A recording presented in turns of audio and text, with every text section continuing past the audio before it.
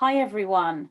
So I have received lots of questions and I've been going through them all, and they're taken mostly from social media, mostly from Telegram, but also they've come in from other social media platforms and also from email. So I'm going to go through these now, and there are quite a lot, so I may not get through them all in this one video. We'll see how that goes.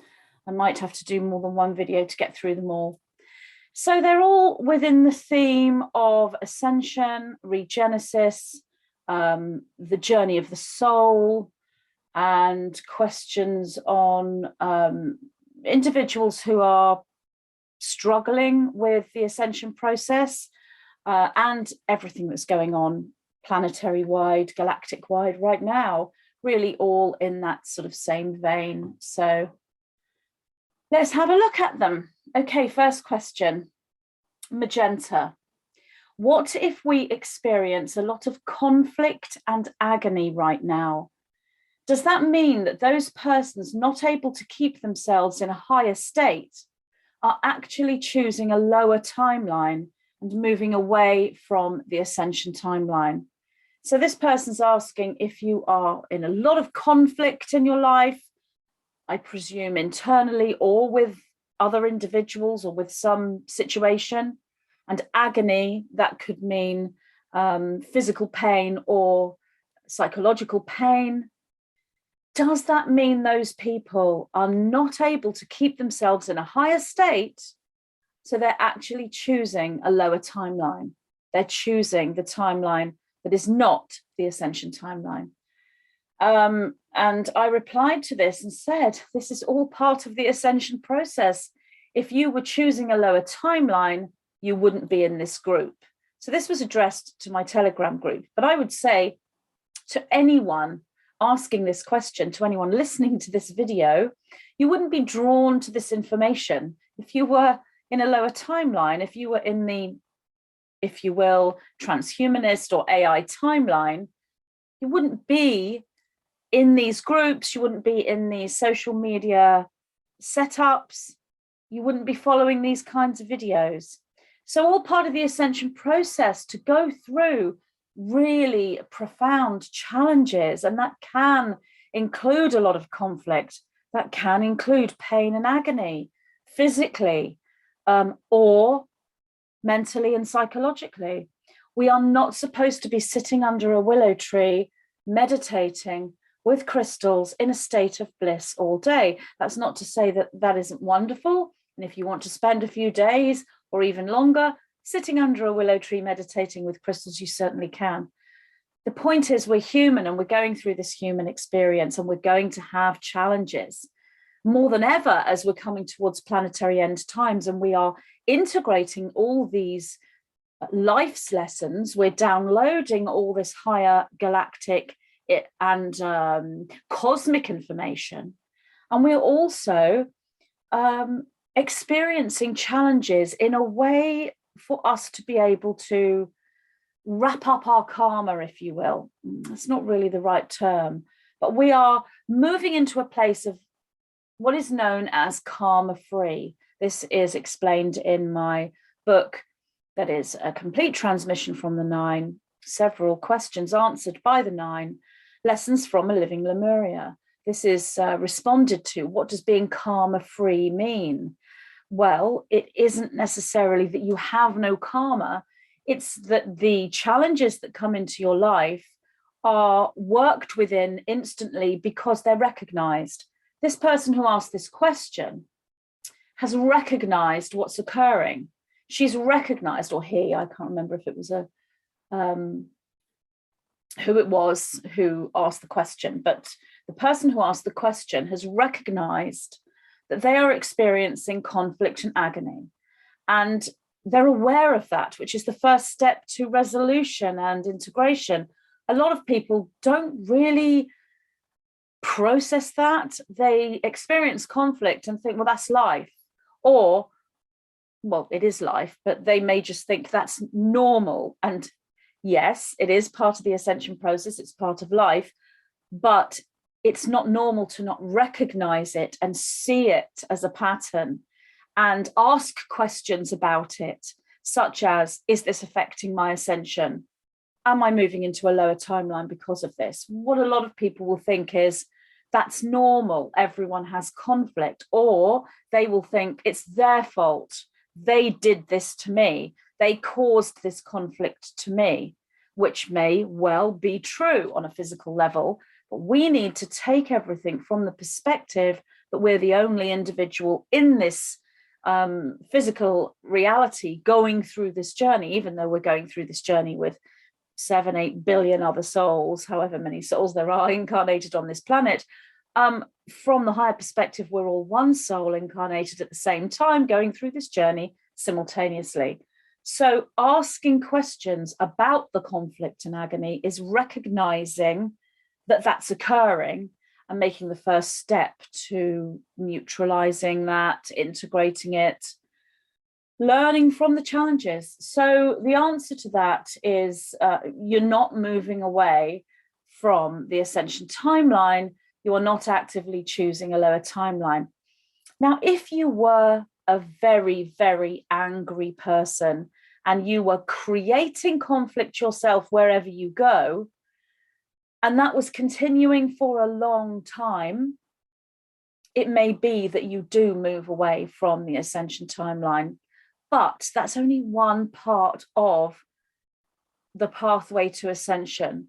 If you're a good soul deep inside and everything you're doing is based on you attempting to find a way to get through these challenges, even if you're the one causing conflicts, even then it doesn't mean that you won't go through ascension, because what's the polarity of frequency within you? If it's predominantly service to others, even if you are in that angry state, and many individuals in the truth community are there. There are lots of individuals within Orthodox religion that are there, that are looking at other religions, or if you will, the New Age, and that's triggering them and causing anger. That doesn't mean those individuals won't ascend, but it depends on what their intention is and how long they're in this state for. But that's moving away from this person's question. And I'd like to get through as many of these as possible. So let's go on to the next question. Thank you, Magenta, for all your clarification on regenesis. I'm curious, though, after listening to the apple juice video again, Amadeus's perspective is that they both ascend. So this is the video where the example of Granada and Amadeus are given. And in a recent video I inserted the little video that I had done for social media. I'm going to play that for you again now so that you can actually have context as to what this person's question is. So this is talking about Amadeus's perspective in this clip, using this example of Amadeus and Granada. So I'm going to play this now. So I'm just going to explain the concept that was presented in the recent transmission from the Nine about the juice being an exit point, choice point from the 26,000 year ascension cycle. So I've got two angels here, little candle holders, that are representing these group souls. So here we have Amadeus and we have Granada. So these are not human incarnations. These are angelic souls, group souls, logos souls that are individualized consciousness structures that are about to enter a 26,000 year ascension cycle. So it's very simplified, the Nine explained, and there's far more complexity than just what's being shown here. This is just a really, really basic teaching to explain what's going on when it comes to the different perspectives and the different time experiences of time that we go through as a soul. So here we have Amadeus and here we have Granada. So Amadeus and Granada are entering a 26,000 year cycle. Amadeus has decided that he is going to ascend at the end of that 26,000 year cycle, and Granada has decided that he is not going to ascend, that he's going to do the 26,000-year cycle, not ascend, and then do another one. Obviously, that choice point is made at that point, but on another level it isn't, because the choices are made throughout the 26,000 years. So the choice at the beginning is the same choice at the end because it's the same time. That's part of the complexity, and that's not really in this basic teaching that was in the transmission. So let's just go through this. So here's Amadeus, here's Granada, and they enter into a 26,000 year cycle of multiple incarnations. So there they are, they're going along the 26,000 year cycle. When they get to the end times, which is now, so from Amadeus's perspective, this is what happens. They go into the 26,000 years, they do all their multiple incarnations, and at the end of that cycle, they both ascend. That's what happens. That's what happens. So when anyone says to you, all souls are going to ascend, they are right from that perspective. Because Amadeus is ascending, therefore, from his perspective, all souls are ascending. There's no time. Amadeus is in 0 point. But this is what happens from Granada's perspective. So they enter into the 26,000 year cycle. Off they go, off they go, off they go. Do all their multiple incarnations. And at the end times, at the choice point, at the singularity, when everyone makes that choice, Amadeus ascends along with others. And Granada doesn't. Granada goes back round and does it all again. So that's from his perspective, which is a linear perspective. That's why this choice point is so crucial, because from the perspective of the true reality, every soul has chosen to do this, because that's the path of the soul. But you make choices from the physical perspective when you go through ascension, as well as the spirit perspective, because you're connected.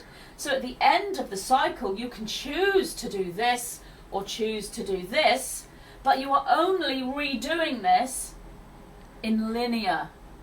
You are not redoing this in 0 point. So from anyone's perspective who's ascending, everyone's ascending with you and you're with them. So all your juiced friends and family are with you from the perspective of your ascension. From their perspective, you have left. But that's the choice that they made through all these multiple opportunities throughout the 26,000 years. And then you could go into the philosophy, is there a right choice or a wrong choice? Well, from one perspective, no. There is no right or wrong. It's simply the choice you've made. But from another perspective, well, yes, because every soul has chosen to go through ascension. That's what this whole 26,000 year cycle is about, so that you can choose to ascend at the end of it in a linear, human, physical incarnation choice. So have the people who are juiced made the wrong choice from that perspective? Well, yes, again, wrong and right is subjective, but it isn't the choice their soul wanted to make. So I'll leave that to the individual, because that's philosophy. And you can, say yes or no to that question. But that is basically what the 9 were coming across with in this transmission. Amadeus, Granada. From Amadeus's perspective, they do this. And from Granada's perspective, they do that. Okay, thank you. So that's the clip, which I have played in a recent video, but just giving you context again so we can go back to the question. I'm curious, though, after listening to the apple juice video again, Amadeus's perspective is that they both ascend. But if Granada is stuck in another 26,000 year cycle, aren't those souls destined for regenesis? In which case, that who was Granada, the who that was Granada, is not Granada anymore. And Amadeus could not experience Granada ascending from his perspective if if Amadeus gets a new soul. Or am I missing something? Do the souls trapped in the 26,000 year cycle have a future choice of ascension regenesis? In that case, what if Granada chooses wrongly again? Sorry if this has already been covered. So it's being covered, yes, but not quite like this. And that's a bit of a complex question, so I'm going to go through it again. Amadeus's perspective is that they both ascend. If Granada is stuck in another 26,000 year cycle, aren't those souls destined for regenesis? In which case, the who that was Granada is not Granada anymore. And Amadeus could not experience Granada ascending from his perspective if Granada gets a new soul. Or am I missing something? Do the souls trapped in the 26,000 year cycle have a future choice of ascension regenesis? In that case, what if Granada chooses wrongly again? Now, before I respond to that question, no one has chosen wrongly, neither Granada or Amadeus. It isn't wrong to choose ascension, and it isn't wrong to choose regenesis. And that's a bit of a misconception in the individuals who are listening to what I'm saying here. They are seeing regenesis as a terrible decision. It's not ascension, and I have explained this, but it isn't wrong. Okay, let's look at what I responded to here. Impossible to understand this via 3D thinking.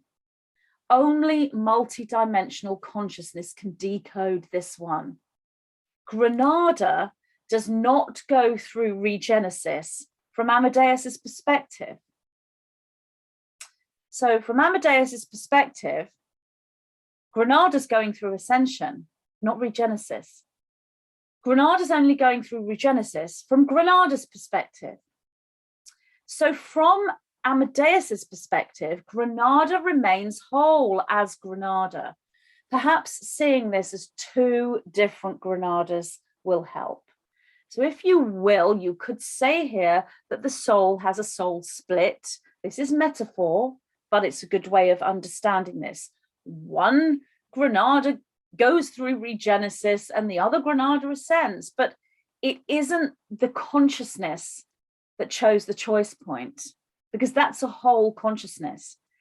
On a linear level, that consciousness has chosen the juice choice point. And then when they come to the end of that incarnation, they don't have enough charge to ascend in that form. But from the perspective of Amadeus, which is a complete soul, they are not in that series of infinite dimensions. They're in a different reality. There is no linear time from where Amadeus is. So Granada has ascended and has remained whole from Amadeus's perspective, because we experience what we create. We experience the people we create as well. And that's why I have replied here that it's impossible to understand this via 3D thinking. You just can't understand it via 3D thinking, and it's difficult for me to explain it in a 3D way, other than to say there are two Granadas. But that's not to be taken literally, because there is actually only one Granada. Granada remains whole from Amadeus's perspective and goes through Genesis from Granada's own perspective. Each perspective is an infinite structure when that perspective is cohesive. Just because an individual has chosen juice, they've not necessarily fragmented the infinite perspective. What they have done is narrowed the consciousness experience into the linear reality, into the linear experience. But the infinite structure is remaining the same. And there is limitless potential and infinite possibility within that structure. So that structure can be all and everything, and is seen by others through their perspective as another infinite structure in a cohesive way. I hope I have assisted in explaining that, but as I said, thinking 3D, you can't do it. And so you have to find a way to get yourself into a multidimensional zone. And expand the consciousness into that place. And it's not always easy to just do that with the click of your fingers, especially if you've got 3D stuff going on that you must also attend to, as that's part of your incarnational journey. Getting into meditation, getting into relaxation, finding a way to find that multidimensional consciousness, and then listen again to what I've just said from that point of view. And then you will see here that we are looking at a multidimensional picture that holds within it infinite possibility and multiple infinite experience presented to ourselves via multiple different perspectives, because it's all ourself, it's all us, it's all we, I, us, that are going through this, and we are seeing ourselves from multiple different perspectives. So from Amadeus's perspective as the one, the only one, if you will, the only infinity, from that point of view, because each infinity is just a copy, if you will, but it's not really a copy, it's more of a fractal replica. That's the same thing as copy. It's the same thing, but in a different position. It's a different version of the same thing. And there are infinite numbers of these structures. And we are one of those in incarnation, and we are all of them from the highest perspective. That's who we are. So from Amadeus's perspective, there is only Amadeus as that infinite structure. So from that infinite structure, Granada will remain whole. There is no regenesis from that point of view. So if you have fifth dimensional teachers teaching you that regenesis doesn't exist, there's no such thing, Magenta Pixie is completely wrong in what she's saying, you can be fully healed from the juice, you can go through ascension, that's all correct, as I've said before. That's all correct from the 5D and above perspective. That's Amadeus's perspective. But we mustn't forget the linear journey. And from the linear journey, that's absolutely true. You cannot ascend if you've made this choice point. That's the whole point of the hijack, and the whole point of us moving into incarnation, to be able to allow ourselves to experience the tests and the challenges we set for ourselves from the higher point of view. So from that point of view, I am correct in what I'm saying. There is regenesis, absolutely. That's what happens to the soul on a linear level. So if you see it from the fifth dimensional perspective, you're not seeing it from a linear level, you're looking from a multidimensional perspective. So we need multiple dimensional perspectives to see this. And the nine tell me I don't have the whole picture. I have to go to the nine repeatedly to ask them when I get these questions come in. As when I did the last video on regenesis, I thought, that's it. I've wrapped it up. There can't possibly be any more questions on this subject. I have absolutely, completely just done it all and responded to everything. And I couldn't believe it when I put the video out, and loads more questions were coming in. And I was like, of course there are more questions. How could you have thought that you'd wrap that up? Because it is such a complex subject. And I do understand why people see the regenesis choice as terrible. And I will go into that a bit more, because there's another question about that coming.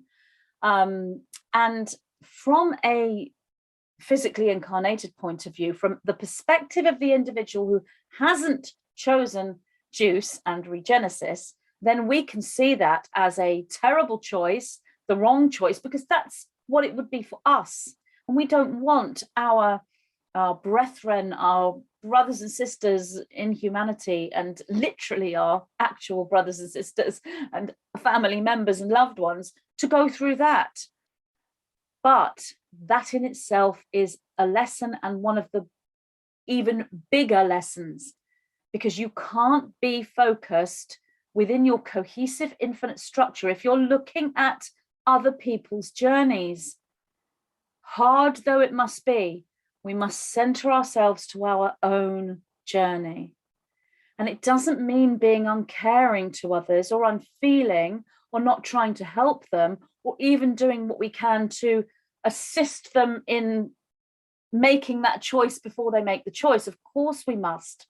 But once they've made that choice and they decide to keep making those choices again and again, keep partaking of juice again and again in the various forms that it's coming out and that it's being shown to humanity, we must go back to our infinite aspect that's at us and see things from our multidimensional point of view that involves the human viewpoint and everything that comes with it, which of course is going to bring us, take us into compassion for others.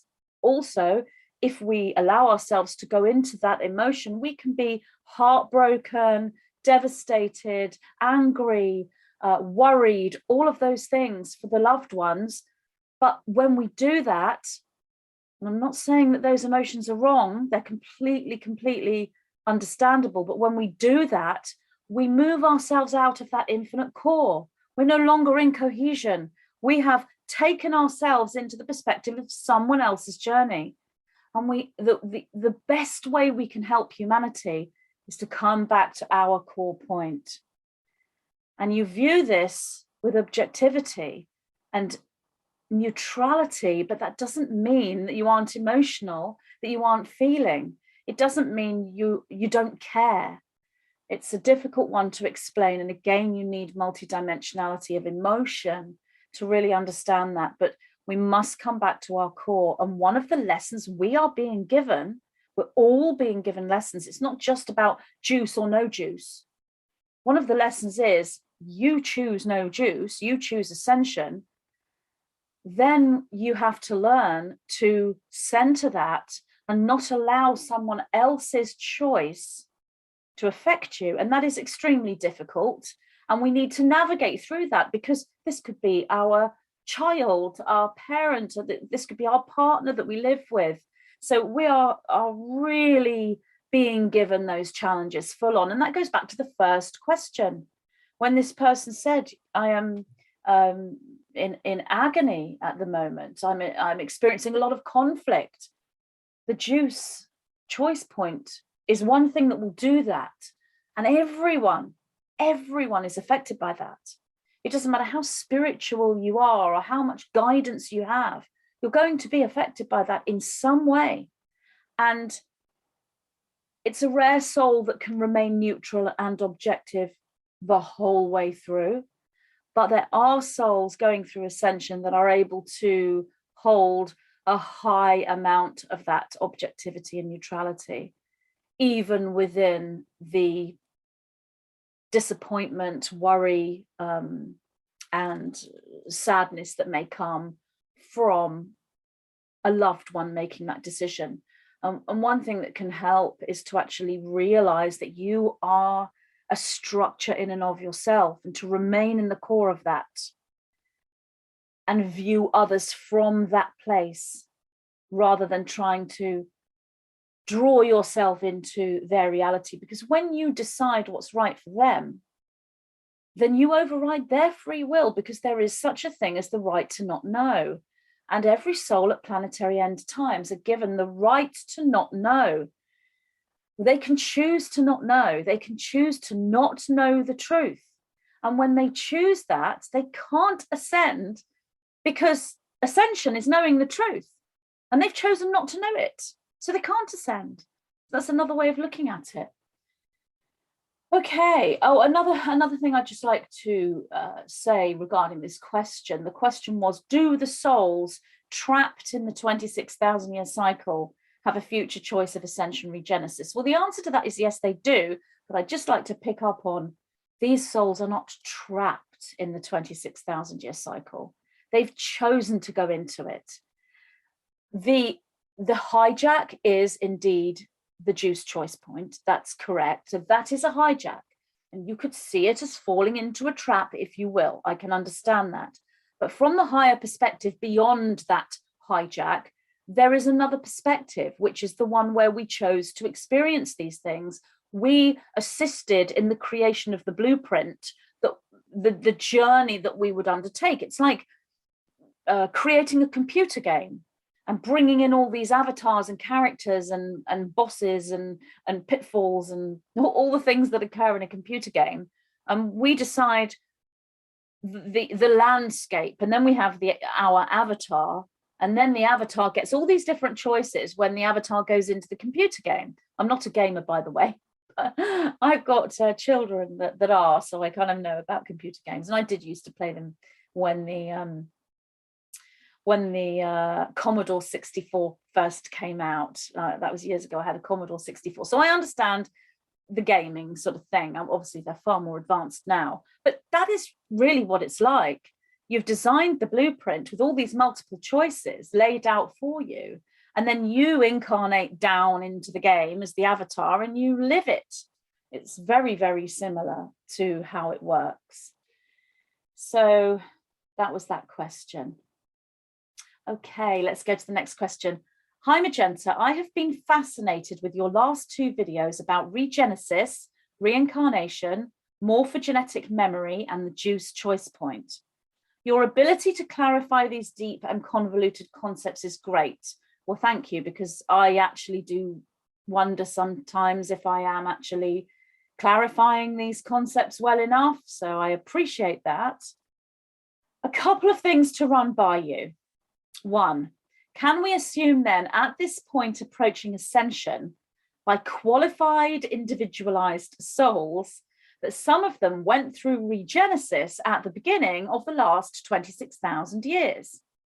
And two, I've been under the impression ever since a private channeling session with an archangel that a soul can have more than one incarnated aspect within third dimensional Earth, up to 7, I believe. Theoretically, then, can we safely assume if there is a refusal of the juice by one incarnation who is on track for ascension, then it would be a unanimous choice by all aspects of the same soul? Okay, so I replied to question 1. I'll just go through that again. Can we assume then, at this point approaching ascension by qualified individualized souls? I have to say, I wouldn't necessarily call an individualized soul a qualified soul, but you know, that's fine. I understand what you mean, but it isn't like a qualification in a way. It's individualization, but I understand what you mean. That some of them went through regenesis at the beginning of the last 26,000 years. The answer to that is yes. I didn't clarify any more. The answer is yes. And question 2, I've been under the impression ever since a private channeling session with an archangel that a soul can have more than one incarnated aspect on 3D Earth, up to 7, I believe. Theoretically, then, can we safely assume if there is a refusal of the juice by one incarnation who is on track for ascension, that it would be a unanimous choice by all aspects of the same soul? Okay, so what I actually replied to that on social media is, I'll have to give question 2 to the 9. And so I didn't answer that on social media. So to the person who asked this question, here is the 9's reply to question 2. Okay, so this is from the 9. Indeed, a soul can have more than one incarnated aspect on Earth.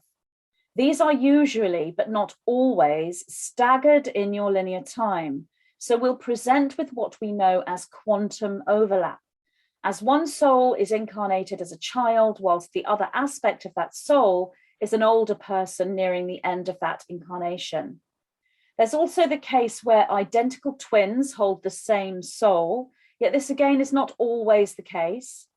Then there are situations where grandparent, child, and grandchild are the same soul within the genetic line. Usually this occurs in the female line, almost always, but not every time. And usually this is a trinity female incarnation as granddaughter, mother, mother-daughter, and grandmother. However, there can be 4 or even 5 of these feminine direct incarnational lines, although all these combinations are rare. What you speak of when you refer to up to 7 is that which we would refer to as group souls. This is not the same soul exactly, but they are part of the same group soul construct, and they can incarnate in groups of 3, 5, 7, 9, 11, 12, 13, and 15. Very rarely in larger groups than 15. Let us look at the situation whereby one incarnation refuses juice and is on track for ascension. Yes, indeed, this would be a unanimous choice by all other aspects of that same soul within simultaneous incarnation as quantum overlap through profound telepathy. And usually this would also be the same for group souls. However, with group souls, not in every case. Should the one incarnated individual choose the juice, then that soul can be assisted by the other souls in the group at telepathic level. This is profound telepathy. But what would occur in most of these situations is that the one soul who'd chosen juice would disengage from that group soul consciousness and move through regenesis. Now, I've been speaking to the 9 about this, and it's extremely more complex than what the 9 have just said. This is an incredibly brief response from the 9. It's much, much deeper, and I am working with the 9 at the moment with a new monadic structure that has come in quite a while ago, and it's incredibly convoluted. I assume this is going to be a book. I'm not 100% sure. It could be a series of videos, but I am assuming this is a book, and I'm working with them. So they'll be bringing forward more information about all this, because it's so meaningful for us now at Planetary End Times, and with the juice hijack and everything that is going on. It will give us clarity we need for holding a foundation within our paradigm, which I'll talk more on later. So that's a brief response, but that's the response to question 2. And as I said, when I replied on social media, this is a very complex answer, and we'll have to go to the 9. So I shall move on to the next question, and we're back with Granada and Amadeus again. Magenta, is this correct? Granada will acquire a new soul and forget the 26,000-year cycle where she knew Amadeus. But Granada will have the choice to ascend in the next 26,000-year cycle, but as the new soul, not as Granada. And I replied, correct. From that perspective, the ascension will take place as the new soul. So let's say the new soul is pumpkin. Sorry, I've got a little crystal pumpkin here on my desk. So it's the first thing I thought of. So say Granada has, well, it isn't Granada. This is the thing. It's a new soul. It isn't that Granada's acquired a new soul. Granada has remained intact and whole as Granada, but on a linear level, the individual, let's say that individual's called John. John has moved on to acquire a new soul. Granada is the group soul aspect, so that is a different journey on a linear level, because there's more than one soul in Granada, but that's going into complexity, as the 9 have explained in the last response that they gave. This does need more journeying into that monad that I'm being shown to bring forward all of these different questions. I can't believe I thought that regenesis was wrapped up as a topic, because it absolutely isn't. And this is the largest monad I've had yet. It's the most complex. It's going to take me time to work with the 9. And so I've recently, I wouldn't say I've withdrawn from my social media groups. I haven't withdrawn from them, but I've made changes energetically and physically as well, with the way I work with social media and specifically Telegram, in order to move away from the deeply telepathic union that I was creating on my social media platforms, especially with Telegram, very much so with Telegram, so that I'm able to go into this monad as myself and journey alone to come out with the information. And that's upset a lot of people actually on Telegram, because what I've actually done is unlink the channel where you could reply. I've unlinked that with the group. So a lot of people are very confused about how Telegram works. You have a channel and you have a group if you want. You don't have to have a group, you can just have a channel, or you can just have a group. If you have a channel and a group, you can link the two together. When you link the two together, it means that the channel then shows with replies to every single post you make. People thought that was a group, and people didn't realize that the group was connected to the channel. They've not understood how Telegram works, and I don't blame them. It's really complicated. All I did was unlink my group and my channels. They've become separate. And what that has done energetically has allowed me to then move away from the telepathy. What was happening, and I'm really addressing my Telegram users here so that they can understand a little bit deeper as to what's happened, because I've had some really upset people and some very upset emails talking about this. And so I'll just briefly touch on this because it's not really part of the questions. When I post a post on Telegram and I allow replies, every single reply goes into a bubble, if you will, but it's a hermetic seal, a unit in and of itself, which I'm part of. And I hold that unit telepathically in order to hold the telepathic unity energy for the group. So that can be a really good, lovely comment, more questions, or it can be a nasty comment where someone is disagreeing and attacking and berating and being rude or whatever. All of that goes into your telepathy that you then need to work with if you are working as a spiritually connected individual, creating a structure through a online platform. It's like a step down from your own telepathy. If every single reply I had on every comment was fully 5D, I wouldn't need to unlink the group from the channel, because I could go into the monad, because I could take the 5D individuals with me because they're already there. They're already monadic. But not every individual on my Telegram channel is fully 5D. Many are 4D. The majority are 4D and 5D. And some of the concepts are still 3D. So I can't take them with me into the monad. So I have to unlink the group from the channel, which allows me to step back into a unity, into that core that I was talking about earlier, and then go into the monad. Once I have gone into the monad and explored it and seen what has occurred and what's coming forward, basically accessing multiple quantum downloads, then I can decide what to do about relinking the channel with the group. And that will depend on the situation when I have finished working with this particular monad. And please don't ask me how long that's going to take, as people have. I have no idea at this point. A while, that's all I can say.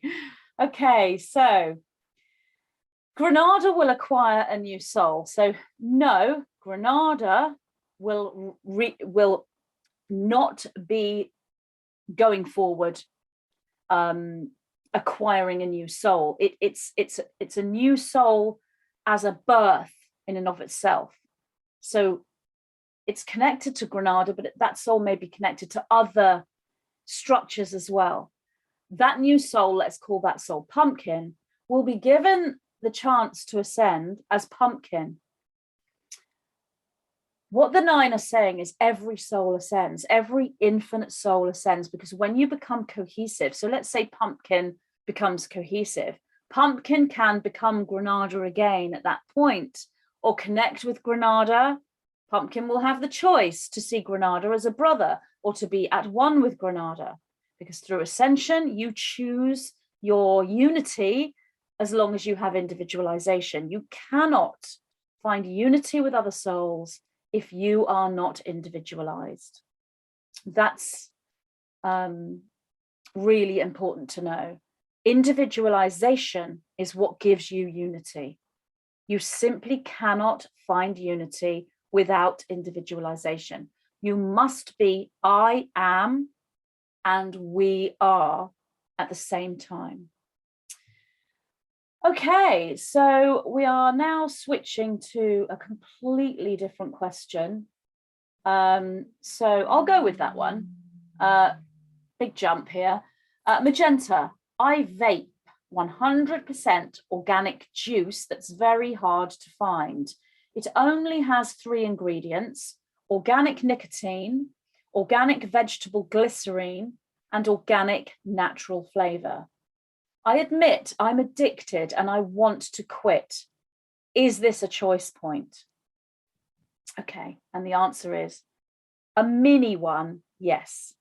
But when I say mini, I mean really, really mini, really small next to juice. It would need to be taken alongside multiple other mini choice points in order to prevent ascension. It's nothing like juice. On its own, it's not enough to affect ascension. I'm going to break this down. So number one, this individual is choosing to vape. This individual is not vaping any old vape thing that they can find in the shop. They're choosing 100% organic juice. So they've made an intention there. The intention is, I'm going to vape, which is in all honesty, and I think the questioner knows this, that's quite a low vibrational choice. Okay. However, choosing 100% organic juice is a higher vibrational choice. So we've got 2 intentions here. We've got an intention to go into this. And what's the intention of vaping in the first place? I don't know the answer to that. I mean, this person has said they admit they're addicted. Okay. But what was the intention of vaping in the first place? That's very important. Was the vape to get away from cigarette smoking? If so, that's an upgrade. Or it's kind of, it depends. It depends, actually, if it's an upgrade. It's an upgrade because the intention is to move away from something that's really, really bad for you and move into something that might not be as bad for you. But there are certain cigarettes that are not as low vibrational, the natural ones that are just pure tobacco with nothing added. They've got a higher vibration. So we're looking at the intention of the reason to vape. If the reason to vape was to try to improve something, then that's a higher vibration than just vaping because of some reason, like all my friends are doing it, or it looked like fun, or I'm bored, or whatever the reason is. So you've got the intention to start with. Then you've got the decision to vape, which, as I said, is it's not fully low vibrational. I mean, it's not as low as some decisions, goodness me, but it isn't a high vibrational decision. But it's higher if you're doing it to upgrade from something else, if you're doing it for a health reason, to try to move you away from another addiction. Choosing 100% organic juice, that is a higher vibration within that structure of choosing to vape. 3 ingredients: organic nicotine, well, that's, not a good vibration. Organic vegetable glycerin, that's not too bad. Organic natural flavor, not too bad. None of these things are high vibrational, but those last 2 are not as bad as they could be. The nicotine isn't great. So we're looking at these different lowish vibrations, but it's a convergence. It isn't one thing. When you make a decision to do something, there's multiple reasons and intentions as to why you made that choice. And there are multiple different outcomes and consequences to the choice. It's a structure. A choice is a structure. It's an infinite structure in and of itself. I'm not saying vaping is infinite. I'm saying the structure of the choice is infinite. So is it a choice point? Well, on its own, no, because if everything else is within the ascension journey, in alignment with ascension, parallel to ascension, then you've got one choice here that's kind of pulling that down a little bit. and that's a weight for ascension. I've used the analogy before of a hot air balloon. With the sandbags, you need to throw the sandbags out in order to raise the balloon and ascend. Well, your vaping is a sandbag. It's a smaller sandbag with the 100% organic juice. If you were having any old vape juice that's got all sorts of other horrible ingredients in, then you'd have a couple more sandbags in there for that one. So you've got a sandbag. If everything else here is clear and in alignment with ascension, and no other sandbags in there, or just a few, you're still going to ascend, but you're going to be weighed down. You're not going to have such a fast moving balloon. And there are other ways of ascension using that analogy. You can actually jump into someone else's balloon basket should they choose to offer to allow you to go with them. So you can have several weights that are going to weigh down your balloon, your hot air balloon, and you can still get into someone else's hot air balloon as well. There could be a giant basket and a huge hot air balloon that's fully clear and in alignment with ascension, and then there's room for others. The analogy that I use for that is dragon, because it's far more in alignment with the DNA coding rather than a hot air balloon. A hot air balloon is a pictorial metaphor. A dragon is a powerful flame letter and activation, which is why the 9 used the dragon. So in and of itself, no, it's not a choice point like juice. No, it's not a choice point.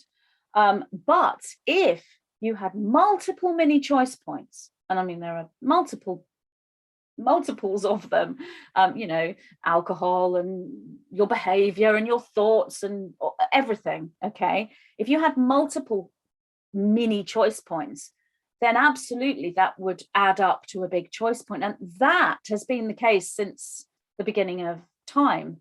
We have always been given all these multiple choice points. And when we take those choice points, and often they are part of a hijack, this is what keeps us in a reincarnational cycle. So what we would have done years ago, if we were doing all of these things and we couldn't ascend, which is what the majority of individuals have done on this planet, which is why the starseeds are here now to kind of raise that vibration, and why it's because we're going through the planetary end times as all these cycles come together for what we're calling ascension.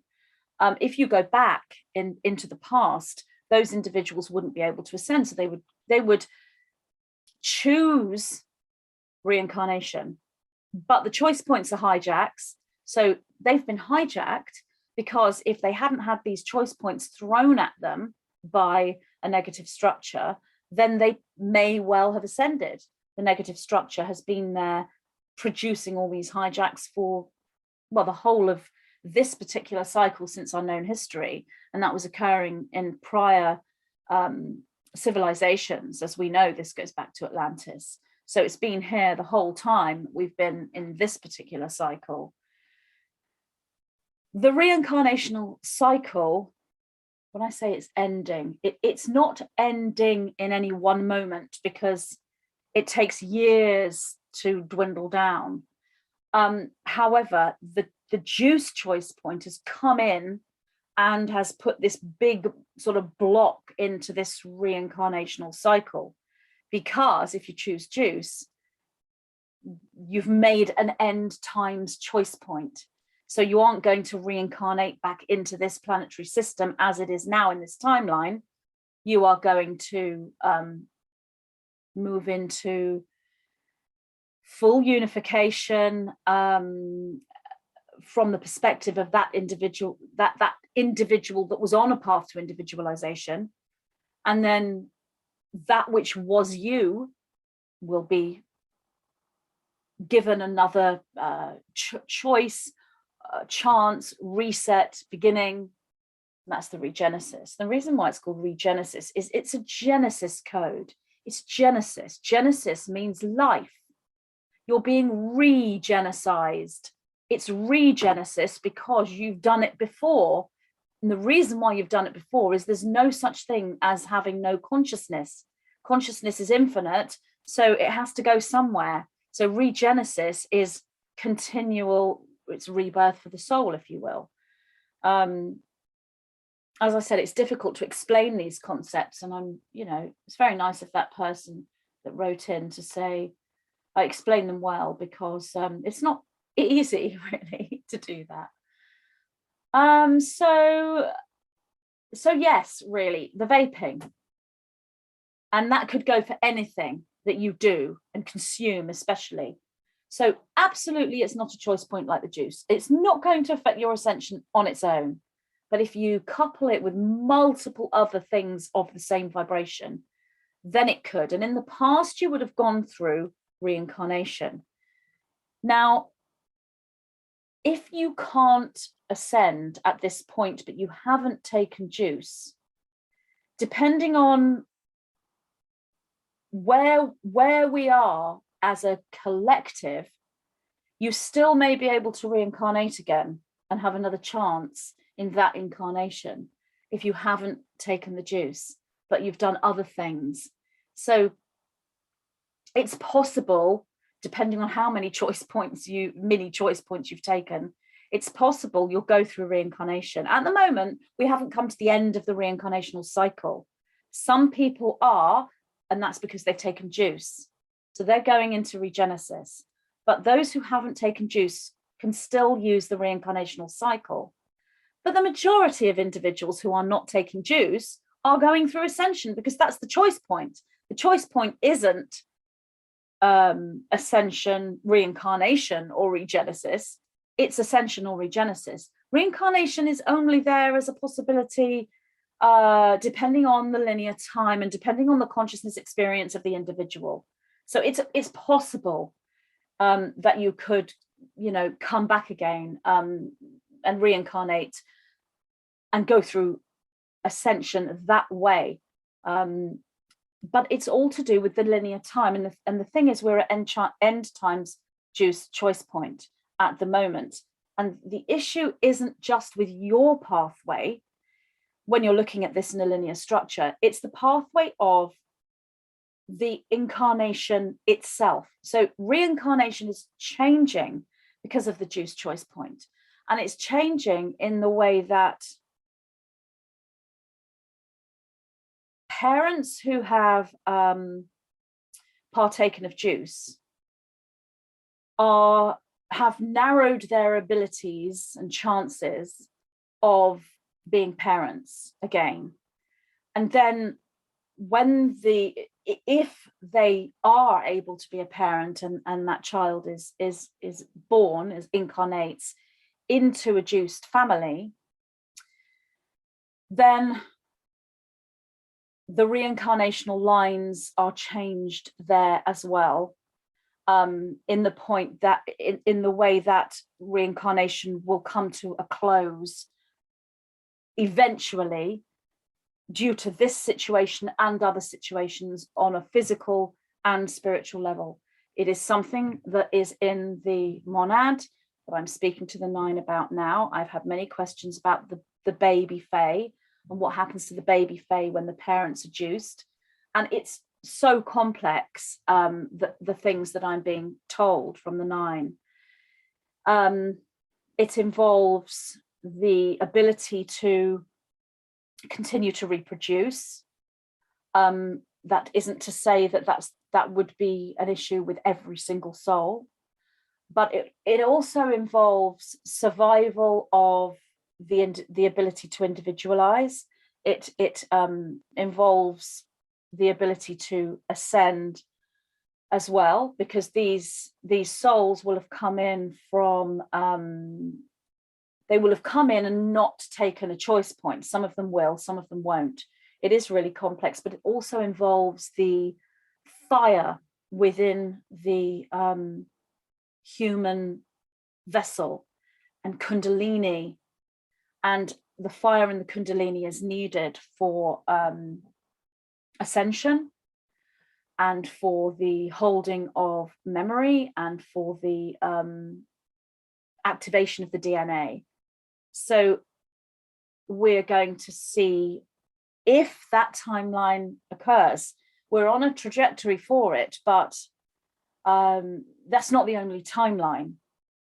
timeline that we're on a trajectory for within the overall structure of Earth, because this isn't the timeline that everyone will go to.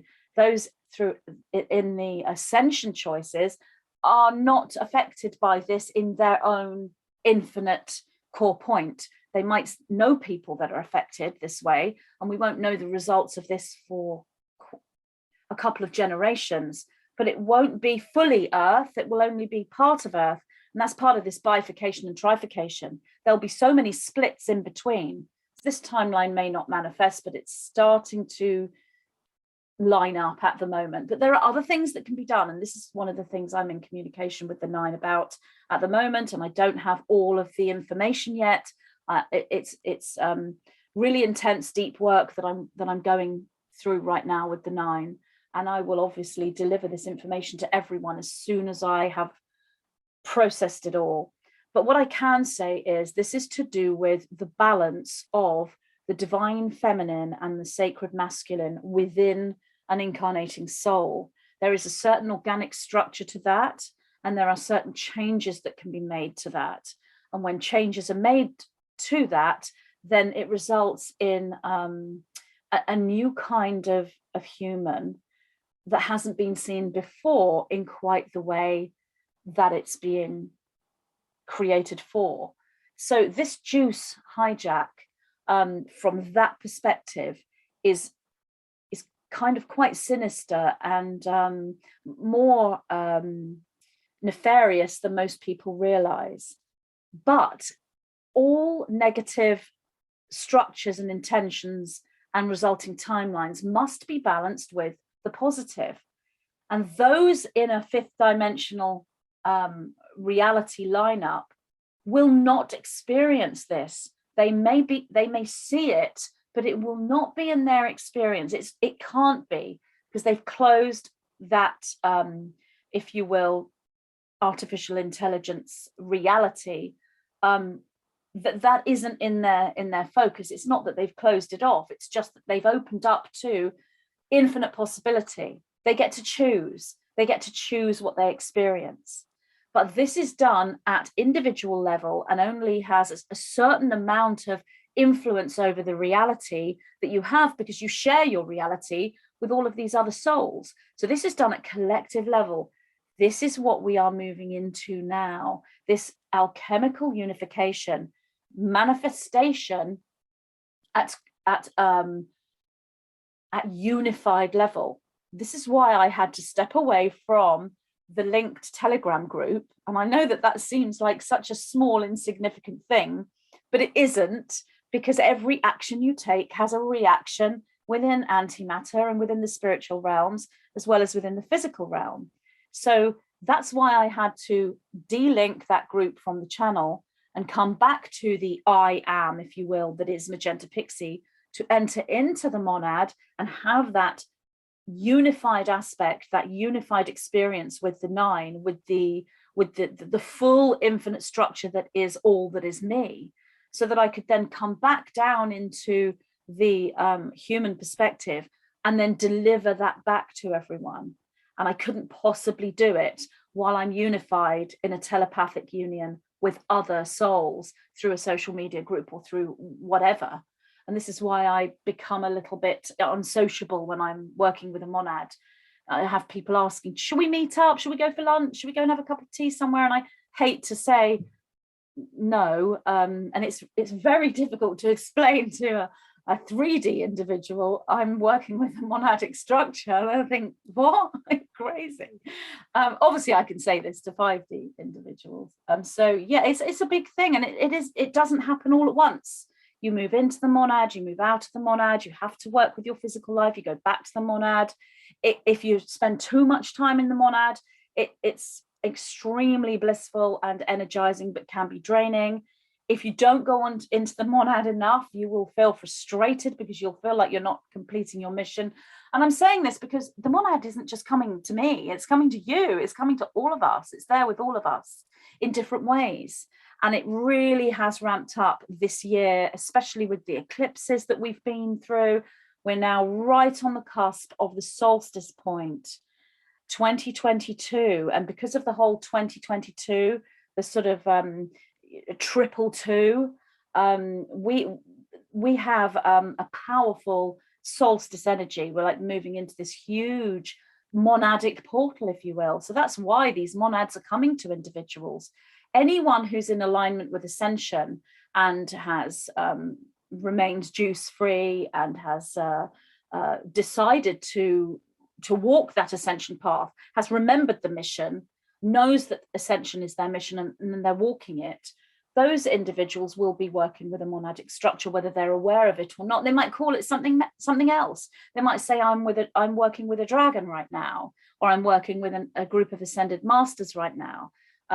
Or they might just say, I'm feeling highly creative right now, or whatever they may interpret that as.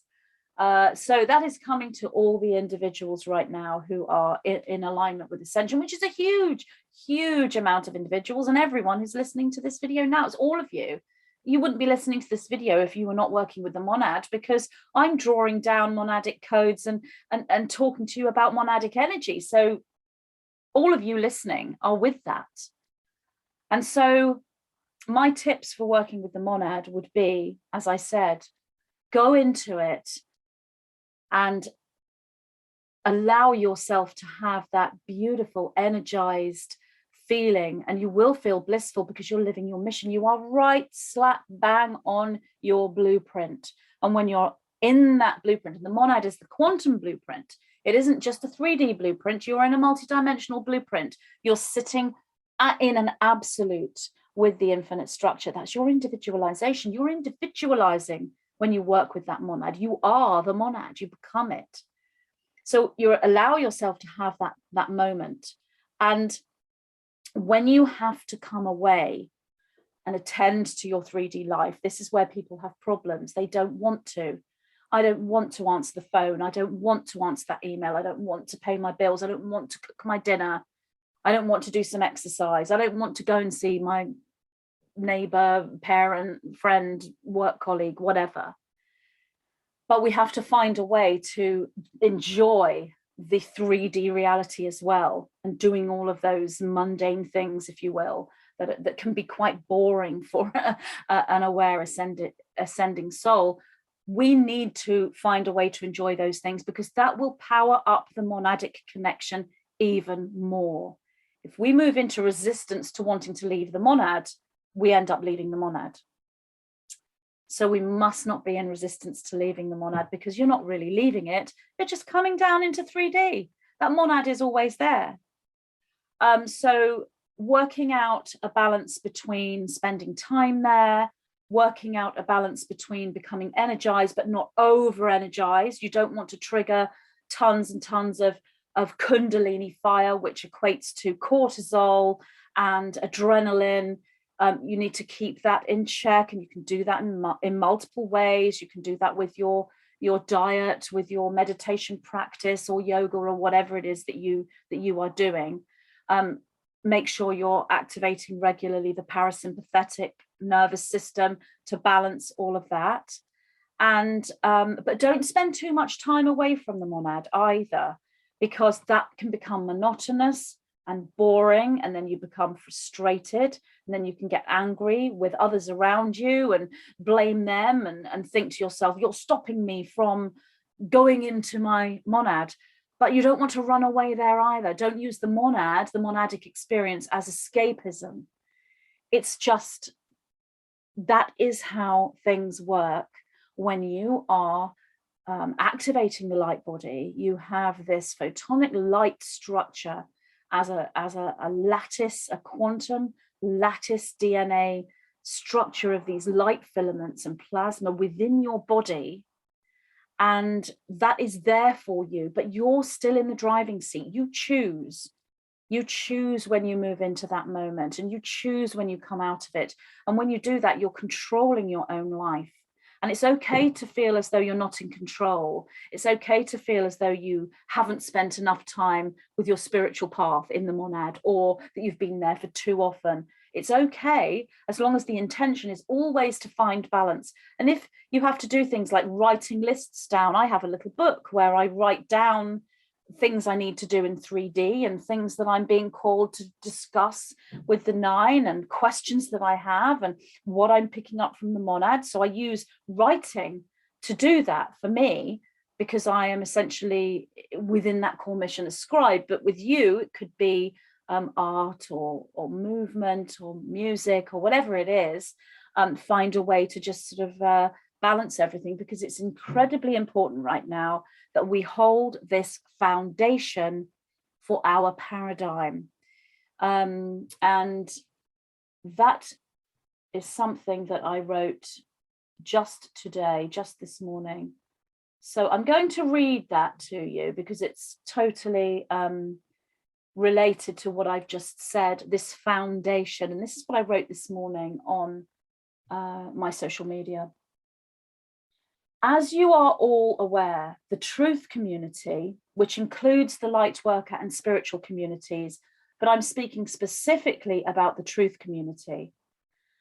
As you are aware, the truth community has been hijacked and infiltrated with deliberate disinformation peddled from you all know where, the overlords in the village.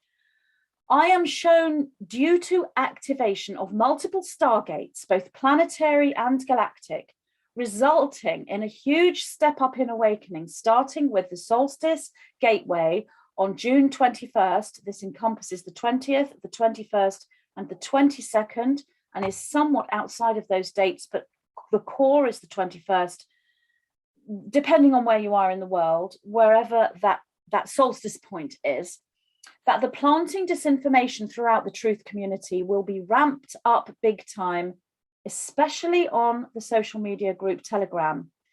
Grandiose claims, this came through very powerfully, grandiose claims on all levels will be seen. Larger than life claims of all this stuff going on. This is done to shake the foundation within you so that you cannot process the new incoming galactic and cosmic information you will now have access to. You simply cannot process this multidimensional photonic light encoded monadic stream of consciousness if your foundation is not solid. You just know what is what, who is who, and why things are as they are. So this is your focus within that foundation. Mental health issues, anxiety, confusion, dementia type thinking, memory loss, depression, grief, etc., etc. They're all reactions to the inability to process these higher light codes which operate at genius level. If you are 5D, you will be at genius level as opposed to 3D. Humanity has been given multiple opportunities and guidance for decades to prepare for this time. And all souls were given briefings as they descended down the spiral of life into incarnation. Yes, the briefings were hijacked, but fail-safe codes were also in place. Those who were so eager to incarnate for the grand show on Earth may have ignored or bypassed the briefings, yet guidance has been given to all incarnated souls once in the physical vehicle. Now is the time to put all the learning and knowing into practice through higher discernment keys. Discernment is huge in this. Never has your discernment been so needed. So that's what I wrote this morning. Oh, there's more. Holding that stable foundation does not mean you need know everything. It means that your paradigm presents as logical, accurate, and mathematically symmetrical to you. You can unravel the teachings in real time, but if you start to take too much disinformation on board, this could lead to confusion. However, confusion triggers you into the search for clarity when the foundations are stable. This is another way of saying remain grounded. Allow your natural receptivity to hold a discernment filter so that receptivity does not become gullibility and you end up believing everything incoming. It's okay to not know about a certain thing, and to remain open-minded about that certain thing or about a particular subject, as long as the foundation of your belief system and paradigm remains cohesive, meaning it makes sense to you. It makes sense to you. That's so important. The parts that do not make sense to you can be left afloat within the new incoming monadic stream until the processing of those parts has taken place. So it's all to be unraveled in real time. There's no deadline for this. The deluge of information is reaching its peak, so be ready. So there isn't a deadline for this, but be ready for this deluge of information. The monad is part of that, but we've got this hijack as well, which is the hijacking of the truth community, ramping up with grandiose claims. Your foundation is your ark that will ensure you do not drown in the flood. Light workers, be prepared to assist others to board your ark when they lose their anchor and find themselves on rocky shores. The dark overlord infiltration cannot penetrate a sound mind, or a grounded energy system, let us say. The dark overlord infiltration cannot penetrate a sound mind or a grounded energy system. So I'm going to leave this video there. I wasn't planning on going right to the very end and reading that, but obviously when I started talking about the situation, I thought I must read that bit to you now that I wrote this morning. I have a ton of other questions here, which I will get to in another video, but I'd just like to say thank you so much for listening today, and I'll be back again soon. So lots of love, everyone. Take good care. Bye.